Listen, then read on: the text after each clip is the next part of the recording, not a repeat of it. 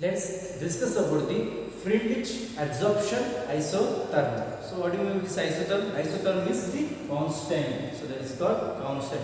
So what happens at the constant temperature? The Friedrich has given empirical relationship between the quantity of the gas which gets absorbed by unit mass of an adsorbent that depends upon the pressure of the gas. So let's take a simple to understand this definition. So now I am going to take this is called adsorbent.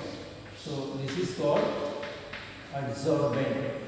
So adsorbent means it is already having the surface available, surface will be there. So now I am going to take some of the gas molecules, right? The molecules which is that may be gas or liquids which gets stick towards the surface of the adsorbent. Stick towards the surface of the adsorbent. So now correlate this with the definition. He has given empirical relationship between the quantity of the gas. So this is called the quantity of gas which gets absorbed by unit mass of the adsorbent that depends upon the pressure of the gas at a constant temperature. So this is called, they are telling that the mass of an adsorbent. What is the mass is that I am going to write it as the small letter word m. So mass of the adsorbent. So here how much pressure of the gas, that is how much pressure of the gas which gets absorbed on the surface of the adsorbent, that depends upon the pressure of the gas at the constant temperature. So this is this statement which is correlated to the simple phenomena I am going to show you here. So that is what is the relation that you are going to code as, that is x by m directly proportional to the pressure. So this x by m we are going to code as the extent of the adsorption. So this is called extent of the adsorption. So this is a relation Friedrich has given this one. So what do you mean by this x? X is nothing but the mass of the gas, right? So this is called mass of the gas and m is the mass of the adsorbent. What is this p? P is nothing but the pressure, because this ratio, this empirical ratio, that is x by m, this is called mass of an adsorbate and this is called mass of an adsorbent. So which is directly proportional to the pressure that depends upon the pressure of the gas at the constant temperature. So that the constant word that belongs to the isotherm, right? So this is now I am going to call it here. So what happens? So I am going to go into this simple graph. So this graph indicates that the graph, this curve shows that the extent of the adsorption versus the pressure. So how much pressure? So what happens is initially, so this is curve we are going to see here. Why this is linear will be the form? Because of the at this stage x by m, which is directly proportional to the p, right? That we are going to call as p power 1. But at this stage what happens here? Now it becomes x by m directly proportional to the p power 0, and this is we are going to call, this is called saturation point. This is called saturation pressure. At high saturation pressure also we are going to call here, and whereas at this middle portion it becomes x by m, which is directly proportional to the p power 1 by n. So initially the x by m power p power 1 that becomes 1, but finally that becomes the 0. Why? Because like this happens. So again come to this simple phenomena. So in the earlier phase what happens in this adsorbent, so the freeness of the surface will be there. So after some times how much of the gas will comes and occupy the position, right? So initially it was a large space will be there, surface will be there, but after sometimes phenomenon goes on increases when you apply the pressure. When the pressure goes on increases, the surface of the accumulation of by the gas particles that becomes decreases, right? Surface, right? Suppose if I take this board only, so this board I am going to call as the adsorbent, and these chalk particles what I am going to write on this one board, that is called adsorbent, right? So how much space will be there? So that much I can write up here. But after the completion of the space, so that is called adsorbent efficiency of the surface will be over. That's why sometimes the how much absorption at the constant pressure, at the constant temperature, the pressure of the gas which gets stick towards the surface of the adsorbent, that becomes lesser availability will be there. Surface will be decreases. So you know this one, always adsorption is directly proportional to the surface of the adsorbent. That is called, this adsorption we are going to call as a surface phenomenon, directly proportional to the surface area. That's why this Friedrich graph it tells that the initially surface is very freeness will be there. before that one, right? So that's why this graph goes as like increases in the form of linear formation. That's why this extent of adsorption is directly proportional to the pressure. But after this stage, that is x by m, that is directly proportional to p power 0. P power 0 means that becomes 1 only value. So this is a constant term here. This is a constant term. So now I am going to remove this constant proportionality. Now it what becomes therefore x by m, that is equal to k into p power 1 by m. So this is the relation that has shown by the Friedlichs. So this is called Friedlichs adsorption theorem. So once again, x is the mass of the adsorbent. Adsorbent is gas molecules. M means mass of the adsorbent, and P means that is called pressure. So what is it? K and N. So this K and N are the constant that depends upon the nature of the gas particles or adsorbent and also nature of the adsorbent. That is called this surface. Let's continue with the Friedlichs adsorption isotherm here. So this is called equation 1 we got here. So that is x by n, that is called extent of adsorption, that is equal to k into p power 1 by n, where k and n are the constant that depends upon the nature of the adsorbate and the adsorbent here. So now I am going to apply the log on both sides. So on equation 1 I am going to apply the log on both sides. So applying log on both sides. So what happens? Applying the log, that becomes log into x by m, that is equal to log. So I am going to apply the log on LHS side as well as the RHS side. So what happens? You know the logarithm relations, that is called log.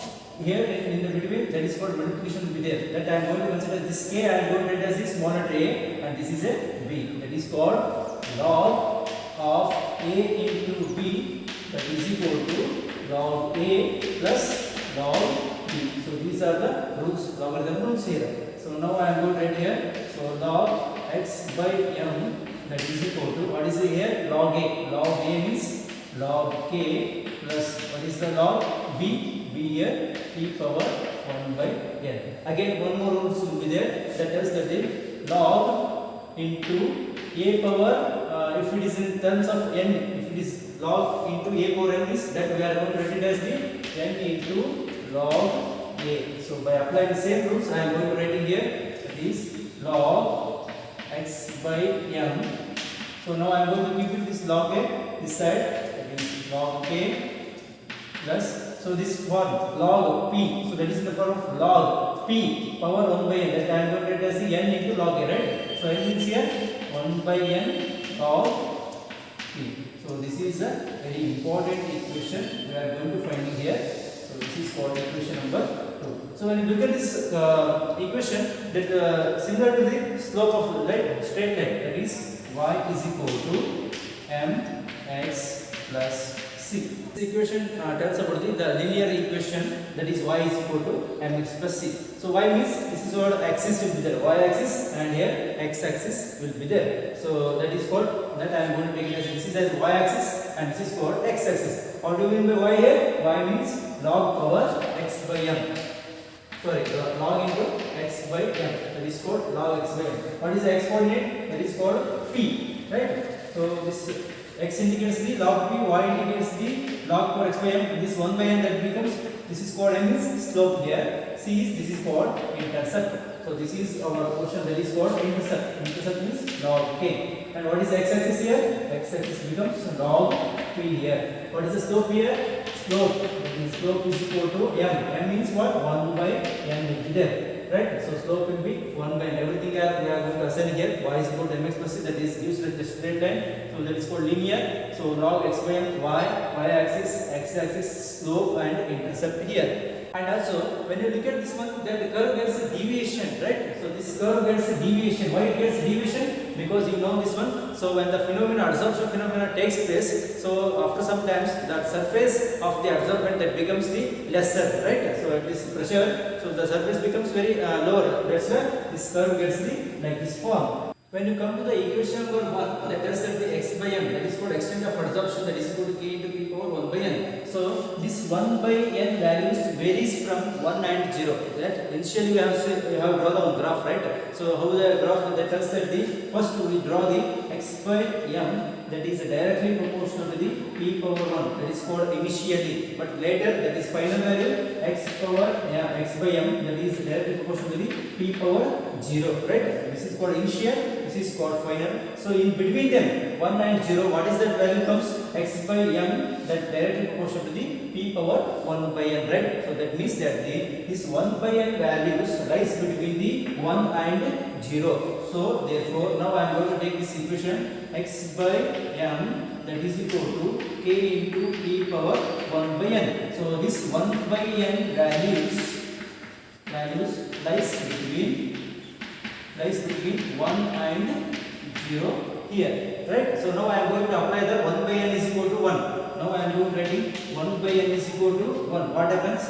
Therefore x by m that is equal to 1 by n that is k into p, right? Or in one word that we can tell that x by m that is directly proportional to the pressure. So therefore the extent of the adsorption that is directly proportional to the pressure. Whereas in second case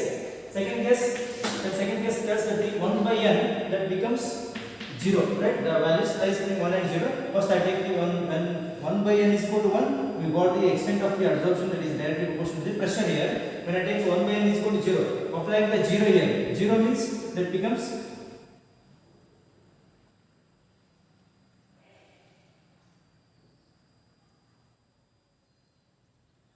this 1 by n value becomes 0. 0 means p power 0 means that is will be 1 only. Therefore, now I am going to write the x by m that is equal to 1 only, right? So that's why this is the extent of the adsorption. This equation tells that the extent of the adsorption that is independent of the pressure here. Whereas in the first case here, that is called the extent of the adsorption is directly proportional to the pressure. When you put the 1 by n value is equal to 1. Whereas in second case, when you put the 1 by n is equal to 0, then what happens? 1 by n 0 means p power 0. P power 0 means 1 will be there. So therefore x by m is equal to k. K we should neglect here. That is called constant, right? Therefore, that x by m, this equation tells that so this extent of adsorption at this stage that is called independent of the pressure, because there is no pressure term here. So that is called one of the limitations we are going to assigning for this Freundlich adsorption isotherm. That is called the main limitation tells that this Freundlich adsorption theorem is going to be applied for only the lower pressures. When this lower pressures, it is going to be assigning the values here, whereas in higher pressure it fails. Let's discuss about the adsorption from the solution phase. And here the solid surfaces can also adsorb some solute from the solution. So let's take a simple example.